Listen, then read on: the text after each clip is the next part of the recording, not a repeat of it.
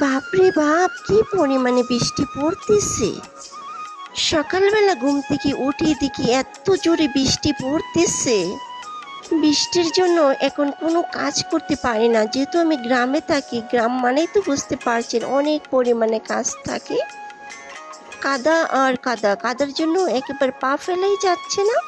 আর এপাশে আমার মুরগিগুলোকে আমি সকাল সকাল খাবার দিয়েছি।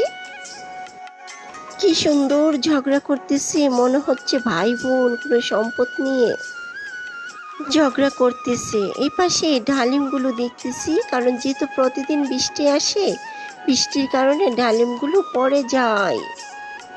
আমি কিন্তু রান্নাটা করে নিয়েছি, এখন খাবারটা খেয়ে নেব। আমার মিষ্টি আপুরা ভাইয়ারা, তোমরা সবাই কেমন আছো বলো তো আমার মিষ্টি আপুরা। এখন দেখো আমাদের কিউট বেবি, মিষ্টি বেবির সাথে আমি মিষ্টি মিষ্টি গল্প করতেছি। ও আমার সাথে কি সুন্দর করে মিষ্টি করে কথা বলতেছে, আমার তো অনেকটাই ভালো লাগতেছে। ও কিন্তু আমাকে অনেক কথা জিজ্ঞেস করতেছে, আর আমিও জিজ্ঞেস করতেছি। এখন সন্ধ্যাবেলা, এখন আমি চা খেয়ে নেব।